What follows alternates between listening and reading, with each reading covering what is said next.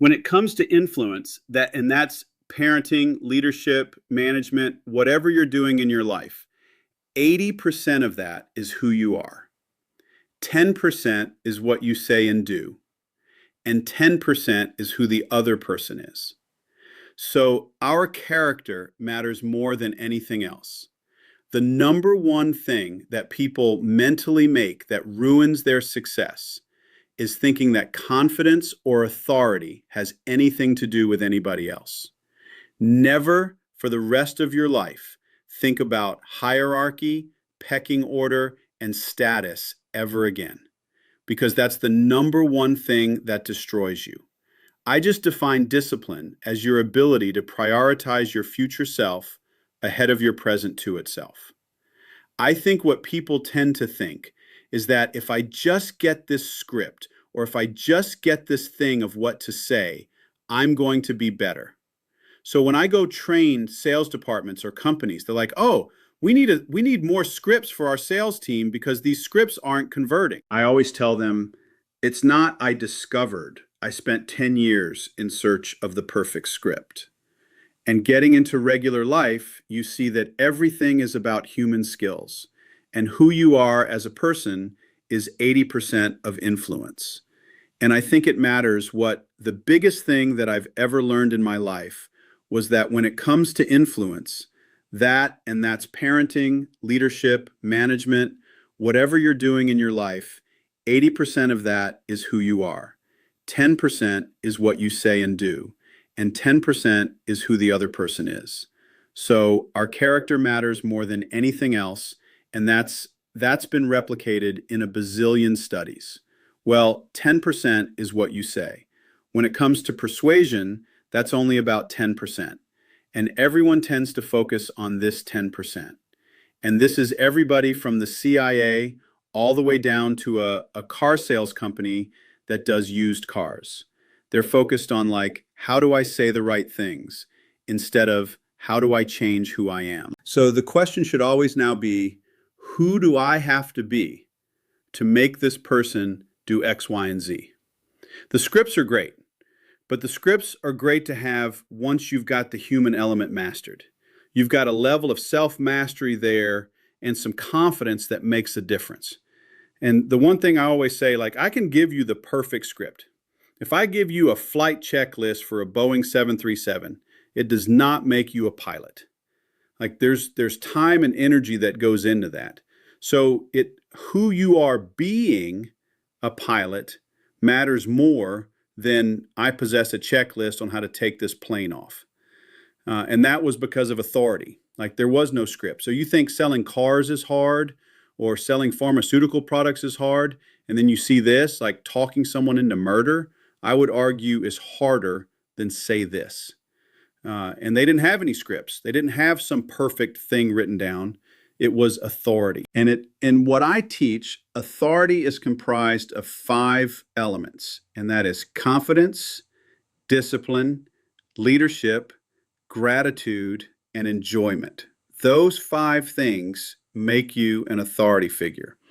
And if I might extend this answer a little bit, the number one mistake, the number one thing that people mentally make that ruins their success is thinking that confidence or authority has anything to do with anybody else. Because when somebody says the word, "I have authority here," or "I have authority," they're thinking in terms of some social hierarchy. Like, I'm above this person, or I'm over these people. And hierarchy is in status or not related in any way to authority and self-confidence. So that's the biggest mistake. So getting out of your head to the point where you never, ever, for the rest of your life, if I'm talking to one of your viewers right now, never for the rest of your life, think about hierarchy, pecking order, and status ever again, because that's the number one thing that destroys you.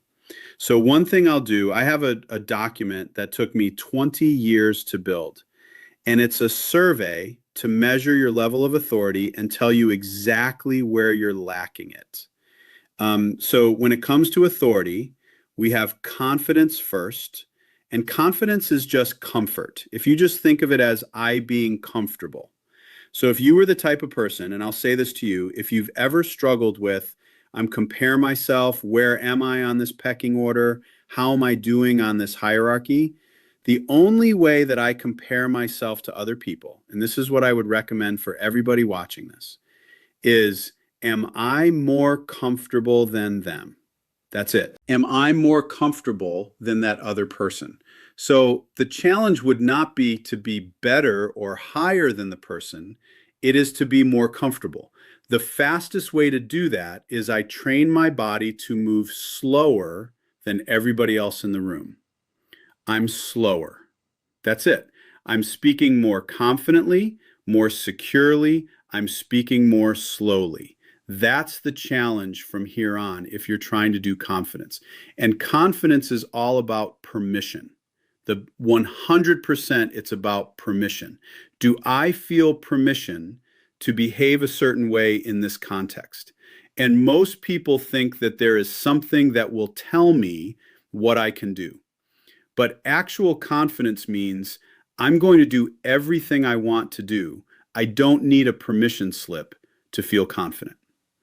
Then we have discipline. And I just define discipline as your ability to prioritize your future self ahead of your present itself.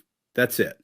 And the simplest way to start hacking into discipline is to get dopamine from discipline. So, like the night before you go to bed, I've got a little Keurig coffee maker there. So, before I go to bed, I'm putting the coffee in there, lifting the lid, making sure there's water there, putting my coffee mug there, ready to go. So, when I wake up, I go flip and I push a button. So, I'm setting things up for my future self to where I'm developing a relationship with my future self. So I'm no longer looking backwards with regret. I'm looking backwards with gratitude. Thankful for everything that I did. In just a few months ago, I did this. Since summertime's coming around, in the spring, I'll put like $50 or $100 bills in some of my winter coats, just as like, because I'll find that later I'll forget about it, but I'll find it later in the year, and that's a gift to myself. And I'm getting dopamine from me. I become my source of dopamine. So the best way to do that, and people see like, oh, that guy's somebody's going to the gym all the time. He's got so much discipline. That's not discipline. That's a habit that took like a tablespoon of discipline to get started. That's all you're seeing. So somebody's eating healthy. They're disciplined. They're not. They just have a habit. So the fastest way to get a habit is to figure out how can I get dopamine from me doing this. So those little things, what can I do today? Not just for myself 20 years from now, but how can I get myself quick rewards tomorrow? And lay my clothes out, everything's set up. I've got everything, like I wake up and it's like I had a butler overnight, like set all this stuff up for me. When I wake up, I'm like, wow. So I'm like thankful to myself. This is it. So just having discipline, I'll give you an example. If you and I were sitting in an airport, you're going to be going down to Raleigh-Durham Airport in a few hours. If you and I were hanging out there in the airport and I said, Maureen, look around the room right here. You're not a professional behavior profiler, but can you find somebody that's disciplined? We can see it. We feel discipline on people because they behave differently. They act differently. And if I say, look around and find somebody that's confident, your brain knows how to spot that. Your brain knows how to do that. It's been doing it for 1,000,000 years since we've been kind of evolving. And all of these things trigger the human brain to say, this person is more followable than that person. So it's when we see authority figures, it's our mammalian animal brain saying that looks more easy to follow. So just having that, and then leadership is being more followable. Am I communicating clearly? Do I complete my movements? So you'll see people that do half movements so that when I reach for a water glass, and you'll see that like they don't really kind of do it all the way. Or like they'll So they don't complete movements. That makes them automatically, you become less followable, which makes you less of a leader. So what happens is our brain starts doing these calculations and says, what am I going to pick up a water glass? I'm going to pick this up and I'm going to look comfortable.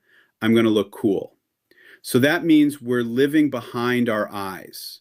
Our experience is back here, behind my eyes. So I want to focus on, in conversations, all of my presence, my focus.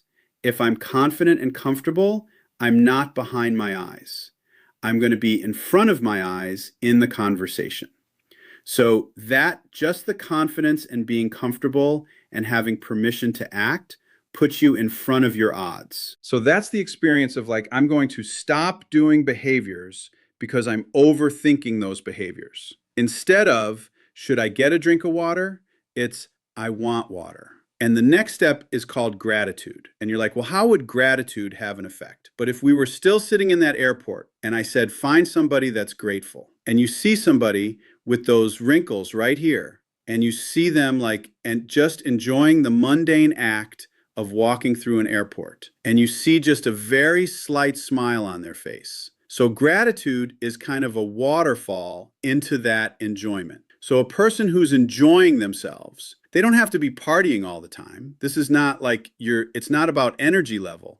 It's about mindset in the moment. So it's not, enjoyment doesn't mean I'm in the middle of some party and I bring the party everywhere I go. That's not what it is. That's excitement. So what we're talking about is enjoyment. So if I'm in a good mood and I'm quietly, calmly enjoying things that I'm doing, that automatically makes me more magnetic. And the moment you become more magnetic, you're automatically more followable. So those are the 5 traits that make a person more followable. And often it's discipline, leadership, gratitude, and enjoyment. So let's do a little hierarchy of the brain. So the brain let's start at the bottom. If you ask most people, and I do this when I speak at big seminars and stuff, I tell everybody, like, pick up your finger and then point to the base of your brain. And everybody points right here. Like, your brain is, the end of your brain is down here. So at the end of your spinal cord, to the end of our spinal cord, is called the cauda equina, which is Latin for horsetail, because it looks like a horsetail of the base of your brain. So that's the actual base of our brain. So spinal cord, brain stem, then this mammalian brain, and then the human brain on top of it, which is the neocortex, which is Latin for new cover. It's just a new covering on top of the other brain. And you got to think of that in terms of, like, the way that I persuade somebody. The lower I can get my persuasion to work on that person's brain, 100% more effective. So one of them would be like impulse and instinct down here. Then emotions and behavioral patterns. Mm-hmm. Then up here would be thoughts and ideas. And most people, I'm going to study how to change people's thoughts and ideas. That's what they study. They don't understand how to change that mammalian brain of other people. How do I capitalize? How do I kind of capture and lead the attention of that mammalian brain? And there's 4 things that take control of the mammalian part of the human brain. And it spells out the word fate. FATE, according to me anyway. And that's focus, authority, tribe, and emotion. If I use those 4 things, I can control a dog, I can train a dolphin, I can teach a killer whale at SeaWorld to jump through a hoop or whatever, or I can control an entire population of human beings or one human. If I just gain control of focus, trigger an ancestral response to authority, trigger their thinking that the tribe is all doing the same thing that they are, and this is the expected response of the tribe, and then trigger an emotional reaction, and I'm done. You have full control of a human being. This is it. So the mammalian brain looks for 4 things, and we have an acronym for this called FATE, F-A-T-E, because that determines our fate. So it's super easy to remember. and I accidentally spelled out fate, and I was so excited. Like when I was like coming up with how this model works, it spelled fate on accident. It was the most exciting thing ever. Those are what influenced our ancestors. So let's go back 10,000 years in tribal communities. Let's say that you go out and you're hunting buffalo every day. So you take your spear, you walk down this path, and then one day you're walking back to the village, sun's setting, you're walking back this path, and right behind the bush, a stick snaps. Where is your focus? Right on that bush. Are you not thinking about your kids? You're not thinking about your tribe. You're not thinking about anything else except for that stick. So that's where novelty, something that's new or unusual or unexpected, capitalizes focus in the animal brain. And then we have authority. Take that same guy, the stick snapping behind the bush was just a rabbit or something like that. So the stick snapping doesn't have to be a threat. It's a potential value as well, right? So if you see a snake, which is tied up back there, that's also a big deal. That's why we evolved to default to negative thought patterns. Because if you go to our ancestors, the ancestors that lived were more likely to mistake a rock for a bear and not mistake a bear for a rock. So like if I'm in a certain mindset, let's say I have social anxiety or I'm lacking in confidence, just walking through a grocery store, a neutral face looks judgmental. It looks angry. It looks threatening. So our brain will perceive it based on our mindset. So once you start becoming a lot more confident, you're going to see happier faces. It's the exact same face. You're going to see more faces that are open and welcoming and happy, not because their faces changed, but it's because your perception changed. But we get a lot safer if we default to negative. If I see a neutral facial expression in front of me, if I just naturally default to that's potentially threatening, that saved my life.